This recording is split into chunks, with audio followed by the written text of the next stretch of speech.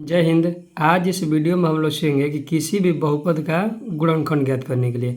तो देखिए इनमें से प्रश्न दिया हुआ है कि x square plus 7x plus 10। तो देखिए ये टाइप 1 का प्रश्न है और आगे यानी कि हम लोग पढ़ेंगे टाइप 2 का प्रश्न है। जैसा कि इन दोनों प्रश्न में अंतर है, तो यहाँ पर देखिएगा कि जो है एक्स स्क्वायर है, यहाँ पर दो साथे गुना है, और यहाँ देखिएगा कि केवल और केवल एक्स स्क्वायर है। तो सबसे पहले इसको हल करेंगे और इसके बाद इसको हल करेंगे। तो चलिए यहाँ से हम शुरू करते हैं। तो यहाँ प्रश्न दिया हुआ है कि x square plus 7x plus 10 है। तो देखिए ऐसा गुणनखंड ज्ञात करने के लिए सबसे पहले हम लोग ये जो बहुपद है इसके लास्ट में जाते हैं। तो यहाँ पर देखिएगा कि यहाँ 10 दिया हुआ है।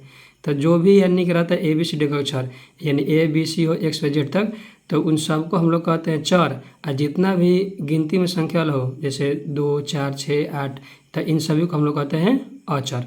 तो यहाँ पर देखिएगा कि 10 जो है एक बार के अचर है।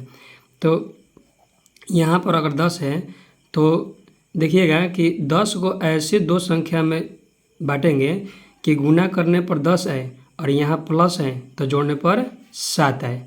तो यहाँ 10 है तो देखिएगा कि 5 दूना के 10।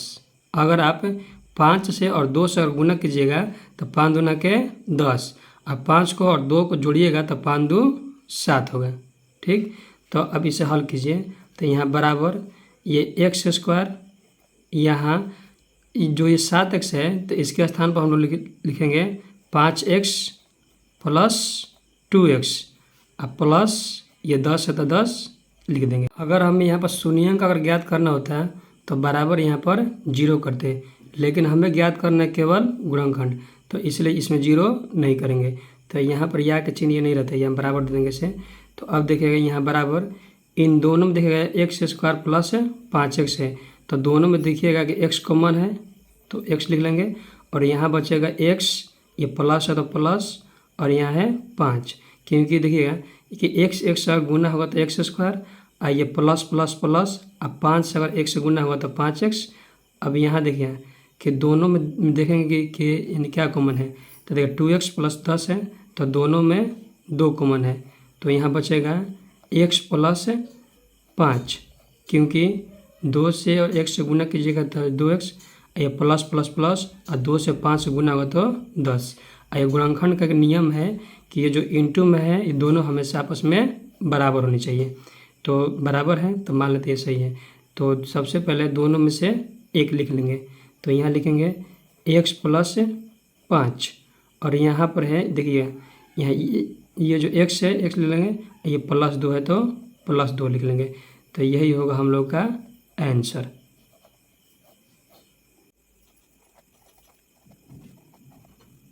टाइप 1 पर एक और हम लोग उदाहरण देख लेते हैं। दिया हुआ x square plus 5x plus 6 है। तो जैसे हम ये वाला बताए थे जस्ट वैसे हम बनाएंगे।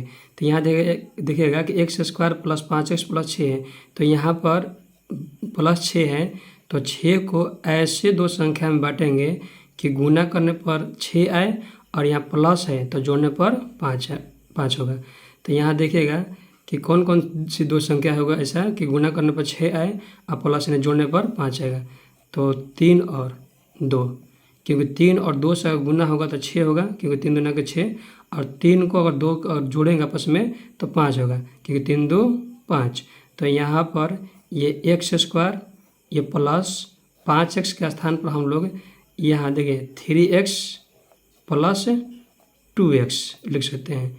ये प्लस 6 है तो 6, और यहाँ बराबर इन दोनों में देखिएगा कि x कॉमन है तो बचेगा x प्लस 3, और ये प्लस है तो प्लस, इन दोनों में देखिएगा कि क्या कॉमन है। तो देखिए ये 2 है तो ये जो 6 है ये 2 से भाग लग जाएगा, तो इनमें से भी 2 कॉमन है, तो यहाँ बचेगा x प्लस 3, क्योंकि देखिए 2 से 1 से गुना होगा तो 2x, ये प्लस प्लस प्लस, और 2 से अगर 3 से गुना होगा तो 6 होगा।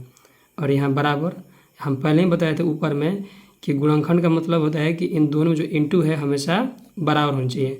तो यहाँ देखिएगा कि x प्लस 3 और x प्लस 3 है, तो दोनों का मान आपस में क्या है, बराबर है, ये इंटू में क्या, तो हम लोग कह सकते हैं कि ये गुणनखंड हम लोग का सही है। तो दोनों में से एक लिख लेंगे, तो यहाँ होगा x प्लस 3 इंटू और यहाँ ये x प्लस 2 होगा। ठीक, तो देख लीजिए फिर से कि गुना करने पर 6 और जोड़ने पर 5, तो 3 दूना के 6 और 3 2 5। तो इसका अगर गुणनखंड हम ज्ञात किए तो आया x + 3 इंटू एक्स प्लस 2। तो यही होगा हम लोग का राइट आंसर। इनमें से अगला है टाइप 2 वाला प्रश्न। तो यानी कि 2 उदाहरण हम लोग पढ़े हैं जहाँ पर यहाँ गुना नहीं था, तो यहाँ पर जो है 2 गुना में है। तो यहाँ दिया हुआ है ये बहुपद 2x² + 7x + 6 है, तो इसका हमें गुणनखंड ज्ञात करना है। तो वहाँ सिंपल था कि अगर यहाँ गुना नहीं था तो यहाँ प्लस अगर कोई भी अन्य संख्या हो तो उसे हम लोग 2 भाग में तोड़ लेते थे, लेकिन यहाँ अगर गुना में है तो इसके लिए रूल अलग है। ये जो शुरू में है ये 2 है और 2 और लास्ट में देखिएगा कि 6 है। तो सबसे पहले ऐसा प्रश्न में दोनों में गुना करते हैं। तो 6 से अगर 2 से गुना होगा तो होगा 6 के 12। अब 12 को 2 संख्या में ऐसा तोड़ेंगे कि गुना करने पर 12 आए और ये प्लस है तो जोड़ने पर 7 आए। तो कौन सी ऐसी 2 संख्या है? तो देखिएगा कि 4 × 12, क्योंकि 4 से और 3 से गुना कीजिएगा तो 4 × 12 और 4 और 3 होता है 7। तो यहाँ बराबर ये 2x², ये देखिए 7x के स्थान पर हम लोग लिख सकते हैं प्लस 4x + 3x, और ये प्लस 6 है तो 6, क्योंकि प्लस प्लस प्लस और 4 3 होता है 7। तो यहाँ बराबर इन दोनों में देखिएगा कि कॉमन है 2, इसमें भी x है और इसमें भी x है, तो x लिख लेंगे। तो यहाँ बचेगा x प्लस, तो देखिए यहाँ 2x कॉमन निकल चुका है तो केवल और केवल 2 बचेगा, और ये प्लस। अब इन दोनों में देखिए यानी क्या कॉमन है, तो दोनों में 3 कॉमन है, तो बचेगा x + 2, क्योंकि 3 से अगर 1 से गुना होगा तो 3x, ये प्लस प्लस प्लस, और 3 से 2 से गुना होगा तो 6, 3 दूना के 6 होता है। अब देखिएगा कि हम पहले बताए थे कि इंटू में जो है हमेशा बराबर आना चाहिए। तो यहाँ पर x + 2 है तो बराबर है, तो दोनों में से एक लिख लेंगे x + 2, और यहाँ देखिए कि 2x है और प्लस 3 है तो लिख लेंगे 2x + 3। तो यहाँ 2x² + 7x + 6 का गुणनखंड x + 2 इंटू x + 3 है, तो यही होगा इसका राइट आंसर।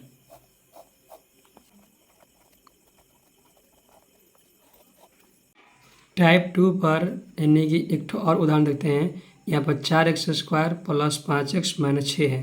तो देखिए यहाँ जो ये 4x² है तो 4 से और 6 से और गुना हो करेंगे तो होगा 24, और 24 को 2 संख्या में ऐसे तोड़ेंगे कि गुना करने पर 24 है, और यहाँ अगर देखिए पहले यानी कि प्लस था तो जोड़ने पर, अगर माइनस होगा तो घटाने पर।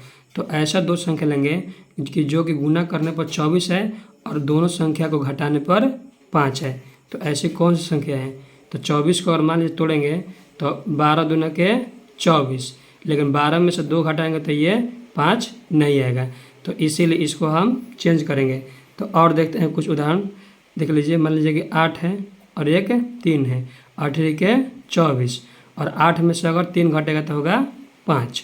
ठीक, तो यहाँ इसे सॉल्व करेंगे।